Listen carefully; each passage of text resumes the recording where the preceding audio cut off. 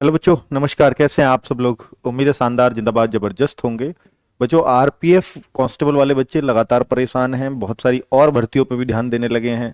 Group D को देख करके भी उन्हें खुशी हो रही है, आगे दिल्ली पुलिस का कैलेंडर देख के भी उन्हें खुशी है। बट अपने कांस्टेबल को वो भूले हुए हैं। जबकि मैं पहले से भी कह चुका हूं कि भाई, आरपीएफ कांस्टेबल में आपके लिए पद भले ही 4200 हैं, लेकिन आपको 42,000 में आना है। क्योंकि 42,000 हैं आपके क्या फिजिकल के लिए बुलाए जाएंगे। और फिजिकल के लिए जो बुलाए जाते हैं, और फिजिकल बड़े अचानक से आता है। 10 में से एक बच्चा पास नहीं होता, यानी 100 में से जो पास होने का रेशो आता है वो 6 बच्चों का आता है। अगर ये केवल 10 गुना बुलाएंगे तो समझ लीजिए कि जो भी बच्चा 42,000 में आएगा, 4200 बच्चे मतलब फिजिकल क्लियर नहीं कर पाएंगे। तो आपको सिर्फ 42,000 में आना है। तो वैकेंसी 4200 देखो ही मत, 42,000 देखिए। ठीक है, तो देखने का नजरिया बदलिए। बाकी चीजें वही हैं जो आप पढ़ रहे हो। क्योंकि देखो, अब तो इससे ज्यादा कुछ नहीं हो सकता। 4200 को मैं 42,000 कर दूं। पर अगर इस नजरिए से देखोगे कि हाँ 42,000 में आना, और बात भी सही है कि जो फिजिकल मार देगा वो नौकरी उसकी पक्की है। क्योंकि दूसरी मेरिट लिखने लगाने के लिए इन्होंने खुद लिखा है कि अगर बच्चे कम पढ़ेंगे हम दूसरी मेरिट लगा देंगे, पर ज्यादा का फिजिकल नहीं कराएंगे। ठीक है, तो इसका मतलब इन्हें मेरिट तो लगानी ही पड़ेगी। तो जो 42,000 में फिजिकल मार देगा उसका तो नंबर आना ही है। तो आपका ध्येय क्या हो गया कि भैया मुझे 42,000 में आना है। ठीक है, चलिए अब अगर मैं बताऊं बच्चों कि आज क्यों मैं ये वीडियो बना रहा हूं। सबको मालूम है कि स्टेटस आए हैं। अब स्टेटस आ गए हैं तो सबसे बड़ा सवाल दिमाग में यही है कि सर एडमिट कार्ड कब आएंगे, सिटी में किस सिटी में मेरा एग्जाम होगा, और किस डेट में, मतलब कब से एग्जाम होने हैं। तो अगर स्टेटस आया है तो इससे एक आइडिया तो लगाया ही जा सकता है कि एग्जाम नजदीकी है। तो इसका आइडिया सबसे अच्छा कौन दे सकता है? आरपीएफ एसआई में कितने दिन पहले आया था। भाई आरपीएफ की तुलना आरपीएफ से ही करो। तो आरपीएफ एसआई में स्टेटस कितने दिन पहले आ गया था, मैं आपको वो दिखाने जा रहा हूं। तो बच्चों, जैसे ही आरपीएफ एसआई का स्टेटस है, आरपीएफ एसआई ये स्टेटस आया था। स्टेटस का ये लेटर है, हालांकि अभी कांस्टेबल का लेटर भी इशू नहीं हुआ, पर ये स्टेटस के लिए लेटर जारी हुआ था किसमें? आरपीएफ एसआई में। तो वहां 30 सितंबर को स्टेटस आया था। और एग्जाम कब हुआ? एग्जाम हुआ 2 दिसंबर को। एग्जाम हुआ 2 दिसंबर। यानी एक आइडिया लगाया जा सकता है मोटा मोटा कि अगर स्टेटस आ गया हो तो एग्जाम से लगभग 2 महीने का समय। ये कितने दिन है? 2 महीने 3 दिन का समय। यानी जिस दिन स्टेटस आया उससे एग्जाम 2 महीने 3 दिन बाद हो गया था। तो अगर मैं आज से 2 महीने 3 दिन लगाऊं तो 20 मार्च बैठता है। तो भाई अगर इस लिहाज से भी चला, हो सकता है इसमें देरी हुई हो, सवेरी हुई हो, हमें नहीं पता कि इसमें क्या क्या रीजन रहे होंगे। पर इतना पक्का है कि 2 महीने के आसपास के समय में स्टेटस आने के बाद एग्जाम हो जाता है। और वो आरपीएफ का ही, ये नहीं मैं इसकी तुलना एनटीपीसी से करूं, ग्रुप डी से करूं, उससे कोई मतलब भी नहीं है। ठीक है, या मैं जेई से करूं, या मैं और किसी से उसमें तुलना करूं। तो मैंने तुलना करी है आरपीएफ एसआई से ही। तो उसकी तो मैं कांस्टेबल की तो कर सकता हूं ना एसआई से तुलना। एसआई का एग्जाम भी हो गया है। चलिए, तो अब इसके लिए मैं साफ साफ अगर बोलूं कि भाई अगर स्टेटस आज की डेट में आ रहा है, यानी 17 जनवरी को अगर स्टेटस जारी हुआ है, तो इससे 2 महीने 3 दिन बिल्कुल एसआई वाले भी जोड़ दूं तो ये 20 मार्च के आसपास एग्जाम बैठता है। यानी जो अब एग्जाम है, और ये इसको बहुत पहले से आंकड़े लगाए जा रहे थे कि एग्जाम 20 मार्च के आसपास ये देखिए, कोई सटीक आइडिया नहीं है, पर ये आइडिया किसी से तो लगाएंगे ना, क्योंकि हर बच्चे के दिमाग में जाएगा कुछ ना कुछ। अब बच्चों, आप देख रहे होंगे कि भाई ये ऑफिशियल लेटर नहीं था, पर ये इंटरनल लेटर चला था रेलवे में इन 4208 वैकेंसीज के लिए। पहले इनका 8 जनवरी के आसपास से था इसको मन कराने का, लेकिन चूंकि कुछ डेट जनवरी में जा रही थी और कुछ डेट मार्च में जा रही थी, बीच में पड़ रहा था एसएससी जीडी का एग्जाम, तो उस वजह से हो सकता है ये प्रपोजल रिजेक्ट हुआ हो। तो अब जीडी पहले होगा, क्योंकि एक ही कंपनी एग्जाम करा रही है, तो वो जीडी को बचाएगी, क्योंकि उसके पास उतने रिसोर्सेज हो सकता ना हो एग्जाम कराने के, क्योंकि बहुत बड़ा एग्जाम है जीडी भी और आरपीएफ एसआई भी। ऑब्वियसली 25-30 लाख फॉर्म होंगे, तो बड़ा एग्जाम तो हो ही गया। तो 27 जनवरी अगर हम देखें, भाई ये 27 जनवरी के बाद 3 मार्च था, यानी कोई फरवरी में एग्जाम नहीं था। तो अब फरवरी पूरा स्किप कर दो। अब ये मार्च में ही मैंने बोला था संभावना है। आप कहो सर ये मार्च के बजाय अप्रैल में भी तो हो सकता है। अगर मैं मार्च के बजाय अप्रैल वगैरह में देखूं तो आप देखो फिर अप्रैल मई जून में रेगुलर एग्जाम है, और एसएससी के कैलेंडर में भी है यहां एग्जाम, तो फिर आगे चांस नहीं है। तो मार्च खाली है क्या इनके पास? हाँ, मार्च में एक और एग्जाम है पैरामेडिकल कैटेगरी का, वो मार्च में ही होकर रहेगा। तो वो कोई बड़ा नहीं है, उसमें बहुत कम फॉर्म होते हैं। 2-4 लाख फॉर्म होंगे, उनको ये बड़ा आसानी से एग्जाम करा देंगे उसके साथ। ठीक है, तो कुल मिलाकर के यहां से जो समीकरण बन रहे थे वो मार्च के ही बन रहे थे, और अब स्टेटस जारी करके इस बात पे और मोहर लग चुकी है कि एग्जाम मार्च में ही होगा। ठीक है, चलिए अब बच्चे एग्जाम स्टेटस जो आएगा, एग्जाम स्टेटस का मतलब क्या है? मतलब है कि आपका फॉर्म एक्सेप्ट हुआ या रिजेक्ट हुआ। तो भाई ये बहुत बड़ा टक्कर हो जाएगी आपके लिए। अगर फॉर्म रिजेक्ट हो गया होगा तो सब कुछ ही खत्म है और फिर कुछ हो भी नहीं सकता। तो फॉर्म अगर आपको चेक करना है तो कैसे चेक कर सकते हैं आप? ये देखिए, एक लिंक दूंगा मैं, किसमें, अभी लिंक मिल जाएगा, इसमें कमेंट में पिन कर दूंगा, डिस्क्रिप्शन में भी आपको मिल जाएगा। तो उस लिंक पे जब आप क्लिक करेंगे तो यहां आएगा लिखा हुआ अप्लाई, और जब अप्लाई पे क्लिक करते हैं तो क्रिएट एन अकाउंट।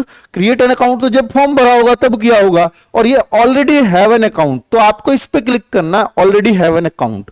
जैसे ही आप इस पे क्लिक करेंगे तो आपका मोबाइल नंबर, ईमेल एड्रेस मांगेगा जो वहां आपने दिया होगा उस टाइम पे, पासवर्ड भी जनरेट किया होगा जब क्रिएट एन अकाउंट बनाया होगा, आपकी ईमेल या मोबाइल में पड़ा हुआ होगा वो पासवर्ड, और फिर आई एम नॉट रोबोट पे क्लिक करके आप अपना स्टेटस देख पाएंगे कि एक्सेप्टेड है या रिजेक्टेड है। रिजेक्ट होने के चांस वैसे बहुत कम है, पर फोटो और किसकी वजह से रिजेक्शन होगा? सिग्नेचर की वजह से, या मल्टीपल फॉर्म भरने की वजह से रिजेक्शन हो सकता है।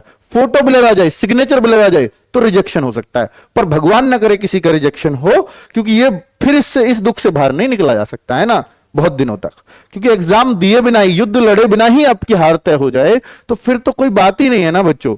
ठीक है, तो अब ये दो बातें क्लियर कर ली, एग्जाम स्टेटस। अब है कि सर एग्जाम सिटी और एडमिट कार्ड कब आएंगे? तो ये क्लियर है कि भैया एग्जाम सिटी अगर मैं पहले से तुलना करूं तो 10 दिन पहले आता है, यानी जब आपको एग्जाम डेट वगैरह क्लियर हो जाएगी उसके बाद ही आप एग्जाम सिटी की तो सोचो, उससे पहले नहीं। ऑफिशियली क्लियर हो जाएगी, अभी ये अनऑफिशियली मैं आपको बता रहा हूं। ठीक है, तो एग्जाम सिटी तो तब होगी जब एग्जाम डेट वगैरह आ जाएगी, उसके बाद एग्जाम सिटी एग्जाम से 10 दिन पहले, और एडमिट कार्ड एग्जाम से 4 दिन पहले। ठीक है, चलो, और देखिए बच्चे ये सब चीजें, क्योंकि ये जवाब जानने आप लोगों को जरूरी थे, तो RPF practice sets and mock test. Mock test तो हमारा एवरी संडे होता है बच्चों, एवरी संडे।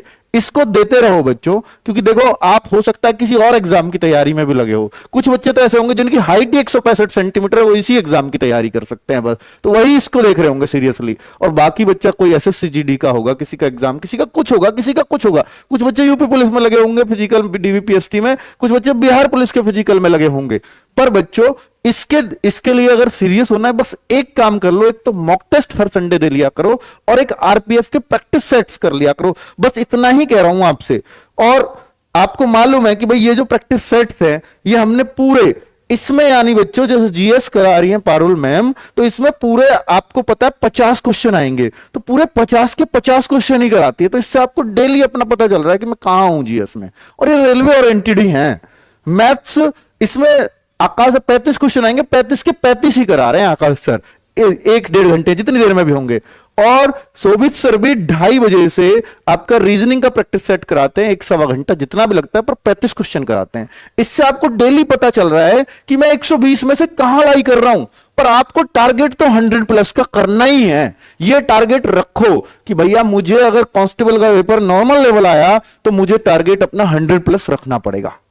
ठीक है, मैं ये नहीं कहता कि 100 पे ही होगा सिलेक्शन, हो सकता है 90 पे भी होगा, हो सकता है 85 पे भी होगा, पर हम एक टारगेट तो सेट करें ना, क्योंकि ये वही सब्जेक्ट है जिनको हम हर जगह पढ़ते रहते हैं।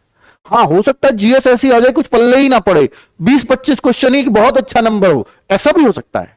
तो फिर तो हो सकता है ये 80 भी आपका सेफ हो जाए, क्योंकि देखो जीएस का कुछ भी नहीं कहा जा सकता। और बात करें कि मैथ्स रीजनिंग टफ आ जाए तो भी हो सकता है आपका 75-80 भी सेफ हो जाए। तो पर ये कह सकते हैं कि भाई एक नॉर्मल जैसा हर एग्जाम में आता है और जैसा चलता आ रहा है रेलवे का ट्रेंड, उस हिसाब से हमें 100 को टारगेट करना चाहिए मॉक टेस्ट में भी।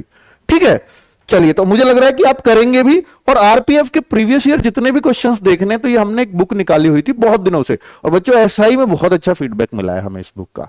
तो अगर आप देखना चाहो तो ये ऑलरेडी मुझे लग रहा है मैं इसकी पीडीएफ फ्री डलवा देता हूं, क्योंकि अब मुझे नहीं लगता कि आपको बुक खरीदें और फिर उसको पढ़ें, तो उतना है। पर अब आपके लिए मैं पीडीएफ फ्री करा रहा हूं आप सभी बच्चों के लिए ऐप पर इस बुक की।